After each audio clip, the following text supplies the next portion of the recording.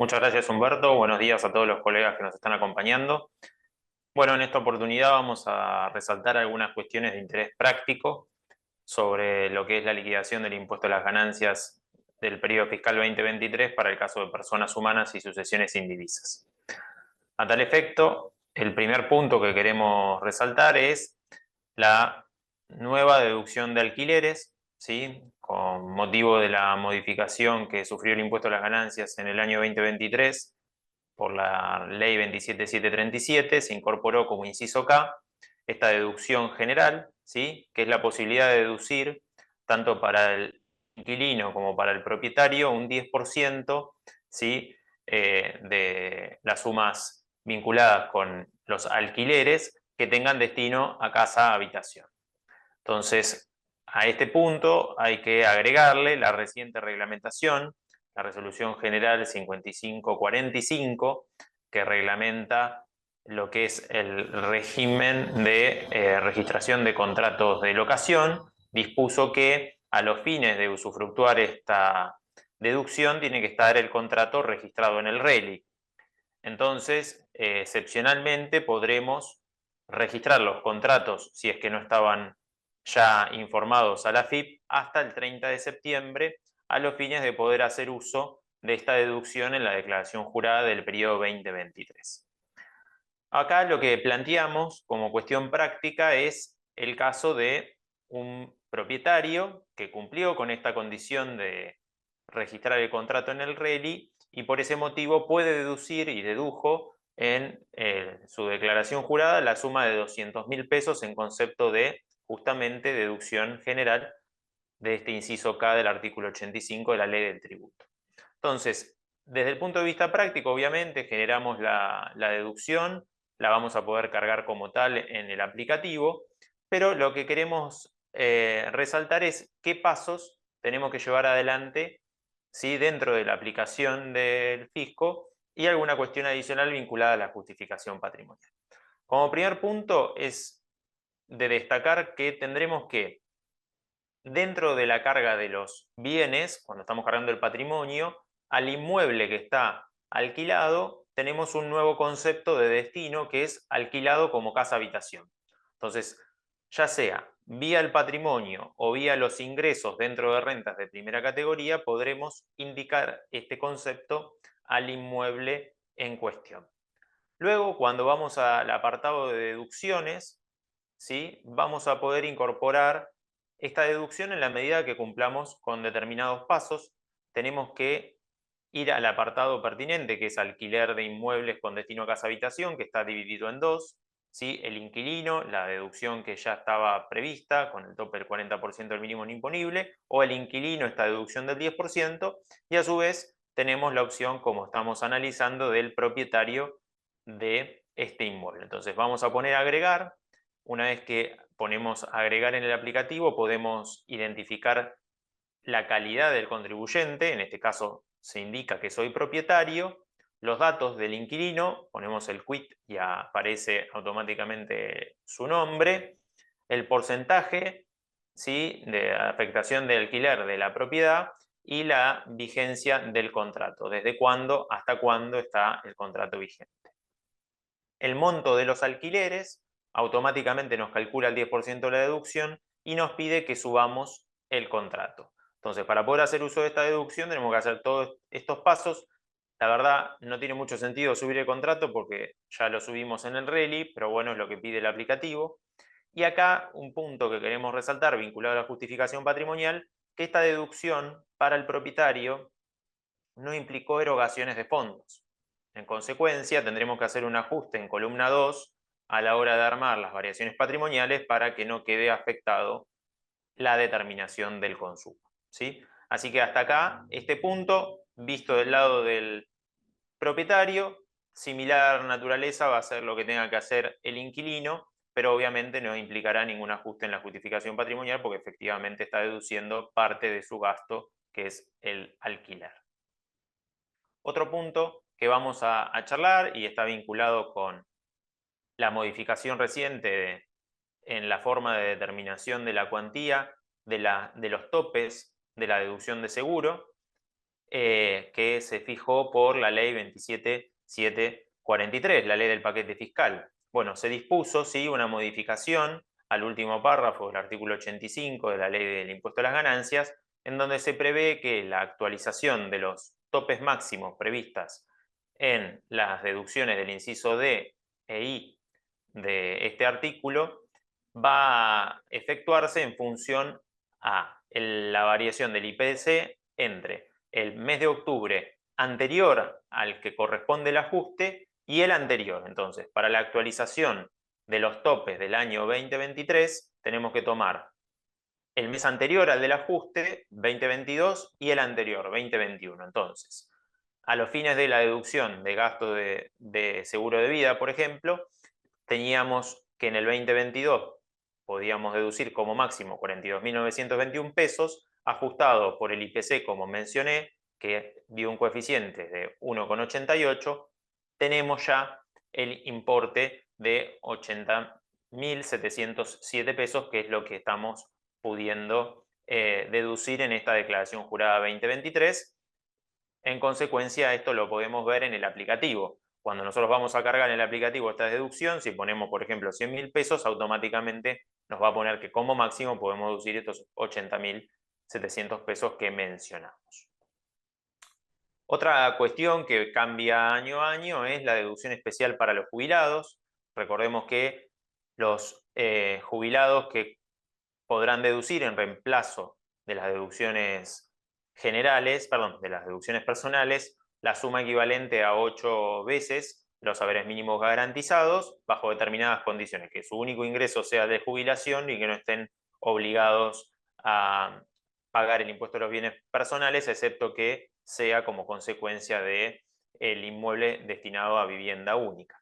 Bueno, la AFIP ha publicado ya en la página web la forma de determinar el monto, que se la dejamos en pantalla, y tenemos que tener en consideración que el importe susceptible de deducción va a ser 6.857.211,36 si aplicamos esta deducción especial para jubilados. Otro tema que me parece importante recordar en fundamentalmente su tratamiento en lo que es la justificación patrimonial para evitar errores en la determinación del consumo, es el impacto, ¿sí?, del régimen puente entre el monotributo y el régimen general. Como primer punto, tenemos que recordar que está el procedimiento permanente de transición al régimen general. Si yo renuncio, quedo excluido del monotributo y adhiero a este beneficio, que está previsto en el artículo 21.1 o el primer artículo a continuación del 21 de las normas del monotributo, tengo dos beneficios. En el IVA me permite el cómputo del crédito fiscal de los 12 meses, ¿sí?, anteriores a la fecha de la exclusión o renuncia, y a su vez en ganancias voy a poder deducir los gastos, ¿sí?, vinculados a la actividad relacionado con estos 12 meses anteriores a la exclusión o renuncia. En consecuencia, cuando estoy liquidando el IVA en el ejemplo de julio del 2023, voy a poder computarme créditos fiscales que son del 2023 y otros créditos fiscales que son del 2022. Y similar es la situación con relación a los gastos, ¿sí?, que voy a computar los gastos efectivamente realizados en el 2023 con antelación a la exclusión o renuncia y una serie de gastos que vienen del año 2022. Entonces, en el caso práctico, tenemos que un contribuyente renunció al régimen simplificado con efectos a partir del 1 de julio del 2023. En la declaración jurada del IVA computó créditos fiscales por el periodo comprendido entre julio del 22 y junio del 23 y dedujo en el impuesto a las ganancias también X monto por este periodo. Ahora bien, nos informa, ¿no?, que en el segundo semestre del 2022, es decir, el periodo fiscal 2022, corresponden 210.000 pesos a créditos fiscales de ese lapso de tiempo y 1 millón de pesos de gastos, ¿sí?, que se abonaron y se vinculan con ese lapso de tiempo en el 2022. Entonces, ¿qué voy a tener que tener en consideración? Que el crédito fiscal, ¿sí?, que estoy computando en la declaración jurada de julio del segundo semestre, implicó, ¿sí?, pagar un menor impuesto. Y esa reducción que yo tuve en el impuesto por el cómputo de créditos fiscales no son créditos fiscales erogados en este periodo 2023. En consecuencia, tenemos dos opciones. Si el contribuyente no venía declarando, ¿sí?, el impuesto a las ganancias por otras rentas por las cuales tenía que pagar este impuesto, entonces cuando tenemos que armar los papeles de trabajo por primera vez de su patrimonio, podemos computar como crédito en el patrimonio al inicio estos 210.000 pesos, ¿sí?, de los créditos fiscales del 2022, para que cuando los computo no tenga impacto en el consumo 2023. O en su defecto, voy a tener que, si no hago esto de reconocerlos como un crédito al inicio, porque no puedo, por ejemplo, porque ya vengo declarando ganancias por otras rentas, tendré que ajustar en columna 2, ¿sí?, en la justificación patrimonial, esta suma, porque insistimos, es una reducción de mis cómputos de créditos fiscales que no generaron obligaciones de erogaciones de fondos. De esta manera evitamos la distorsión de consumo y, igual que esta opción 2, es el tratamiento que le tenemos que dar a los gastos que estamos deduciendo en el 2023 que fueron abonados en el 2022, ¿sí?, para evitar esta cuestión de que el consumo quede incorrectamente determinado. Otro punto, ¿sí?, y con un tratamiento similar, es el régimen voluntario de promoción a lo que es el régimen general, ¿sí? ¿Qué otra opción teníamos? Además de computarnos los créditos fiscales de los últimos 12 meses o los gastos, a partir del periodo fiscal siguiente vamos a tener una reducción del saldo del importe a ingresar por el IVA en un 50% para el primer año, un 30% para el segundo y un 10% para el tercero. Acá pasa exactamente lo mismo. Yo voy a cobrar débitos fiscales que no voy a terminar pagando, entonces voy a tener que, esta reducción es un regalo, entre comillas, por así decirlo, que previó la norma, y voy a tener que reconocer este importe en la justificación patrimonial también en columna 2 para evitar distorsiones en el consumo.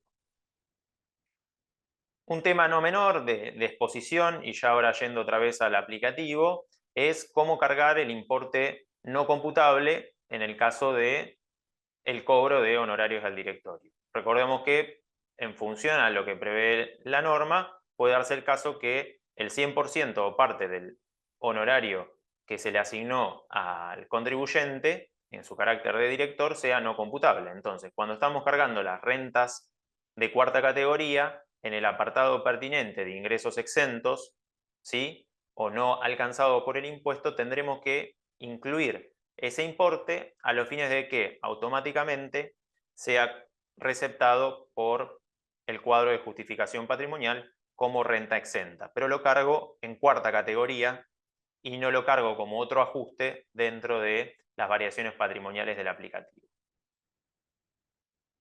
Otra cuestión a tener en consideración, insisto, también vinculado a lo que es justificación patrimonial, para que quede bien expuesto, ¿sí?, es cómo cargar las rentas financieras exentas. Bueno, ya desde el año pasado tenemos que recordar que hay un apartado específico, ¿sí?, dentro de variaciones patrimoniales del aplicativo, que es ingresos provenientes de las exenciones previstas, ¿sí?, en las leyes pertinentes vinculadas con títulos públicos, obligaciones negociables, fondos comunes de inversión y cuotas de fideicomisos financieros. Entonces ahí es donde tendremos que exponer la renta exenta vinculada con estas inversiones financieras.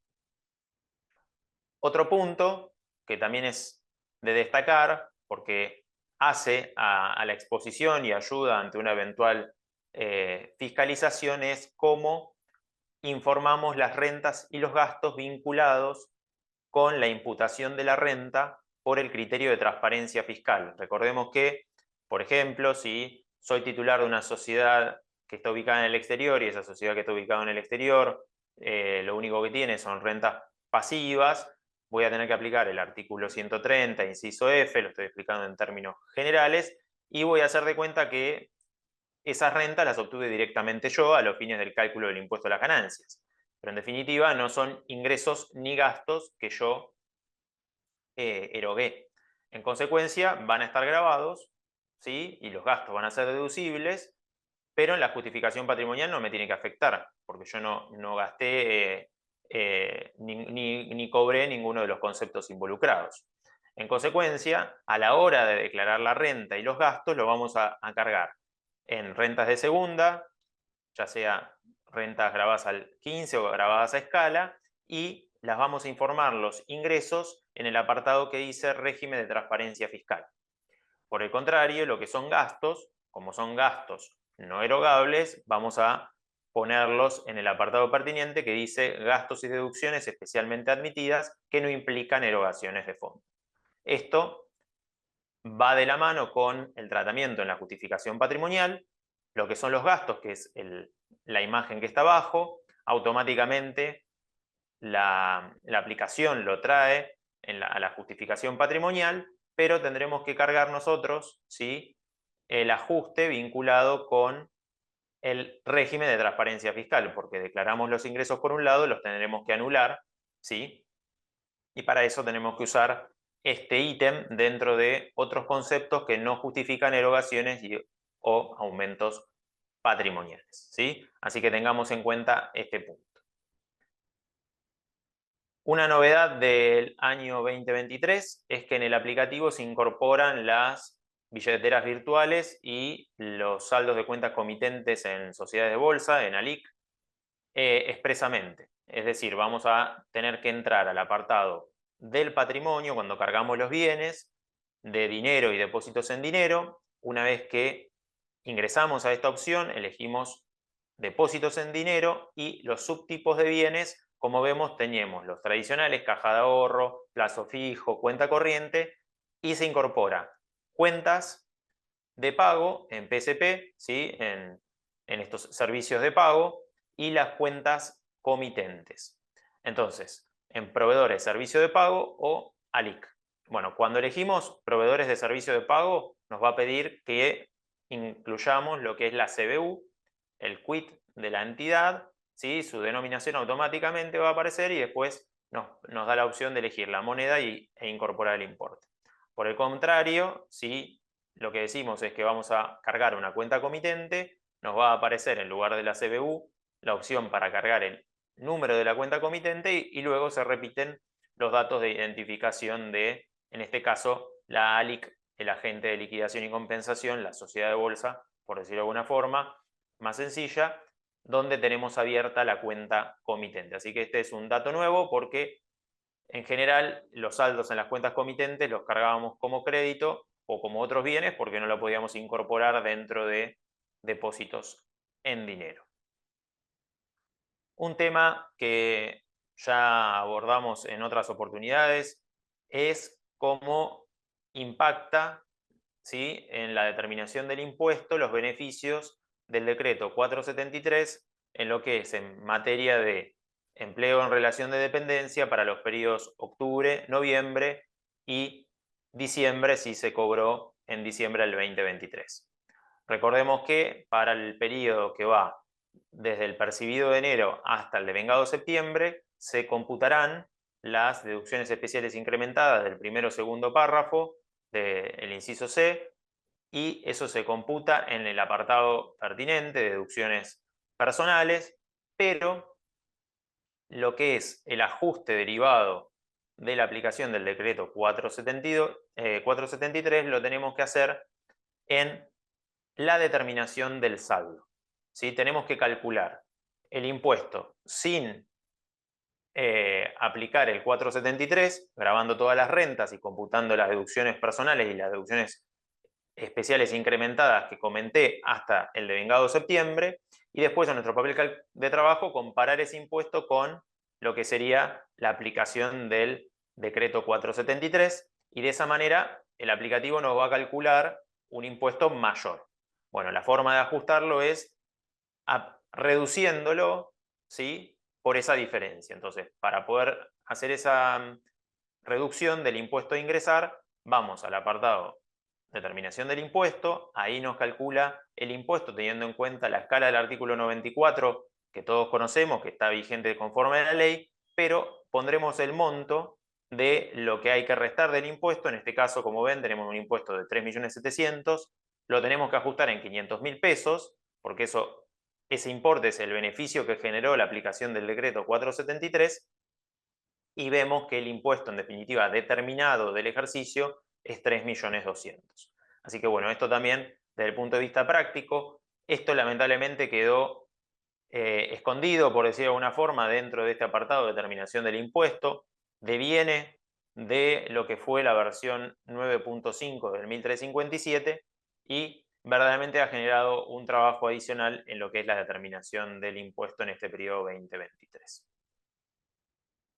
Y por último, vamos a recordar lo que son las rentas que se imputan por lo percibido y su tratamiento en la justificación patrimonial, porque tenemos que tener en cuenta su impacto según la forma en que hemos expuesto los créditos y las rentas el año anterior. Entonces acá tenemos el caso de una persona humana que obtuvo durante el año 2023 una ganancia neta grabada en el impuesto a las ganancias ante deducciones personales de 300.000 pesos. La ganancia neta se vincula con su actividad profesional, es odontólogo, con lo cual la misma se imputa a cuarta categoría por el criterio de lo percibido. Todos los ingresos facturados en el 2023 se encuentran percibidos y los gastos deducidos se encuentran abonados al 31 de diciembre, es decir, no tenemos nada por cobrar ni por pagar. En consecuencia, todas las rentas están grabadas y todos los gastos son deducibles. El patrimonio neto de este sujeto al 31 de diciembre del 2022 y 2023 es 2022, efectivo 40.000 pesos, honorarios a cobrar 100.000 pesos, es decir, en el año 2022, ¿sí?, se reconoció el crédito por el importe de los honorarios pendientes de pago que no se grabaron naturalmente en el 2022. En cambio, el patrimonio al 31 de diciembre del 2023 es 40.000 pesos, ya que se percibieron, ¿sí?, estos honorarios facturados oportunamente en el 2022. Entonces, parto de un patrimonio al inicio de 140.000 pesos, los 40.000 pesos de efectivo más los 100.000 pesos de honorarios a cobrar en columna 2, patrimonio neto al cierre, solo 40.000 pesos de efectivo. Mi ganancia del ejercicio 2023 es 300.000 pesos. Acá tenemos lo facturado en el 2023 más lo cobrado en el 2023, es decir, estos 300.000 pesos incluye los 100.000 que teníamos de crédito, que se cobraron en el 2023, en consecuencia es ganancia del 2023. Y lo que tenemos que hacer, si lo vemos claramente en columna 2, tenemos los 100.000 pesos en el patrimonio al inicio, ¿sí?, porque están los 100.000 a cobrar más los 40.000, pero están los 100.000 pesos otra vez adentro de los 300.000, porque la ganancia neta del ejercicio incluye lo facturado y cobrado en el 2023 más lo cobrado en el 2023, que es este honorario a cobrar. En consecuencia, no tenemos que olvidarnos de efectuar el ajuste en columna 1 del honorario que estaba a cobrar al inicio, que se terminó cobrando en el 2023, si no estamos incrementando incorrectamente nuestro consumo. Y la forma de comprobar esto que estoy manifestando es con un simple caso aislado, como lo estoy haciendo, y aplicando el flujo de fondos. Al inicio tenía 40.000 pesos de efectivo, cobré en el 2023 300.000 pesos y pagué los gastos que se dedujeron. En consecuencia, yo tendría que tener en principio 340.000 pesos en la caja, pero tengo en la caja solo 40.000, con lo cual el consumo por diferencia de flujo de fondos es 300.000 pesos y es coincidente con el consumo determinado por diferencia patrimonial entre columna 1 y columna 2 que vimos ante la determinación del consumo.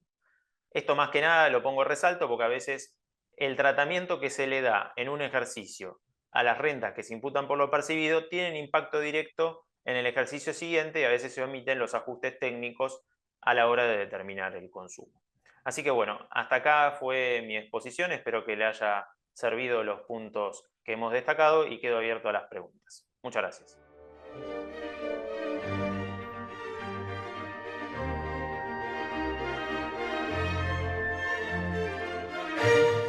Gracias, Humberto. Buenos días a todos nuevamente.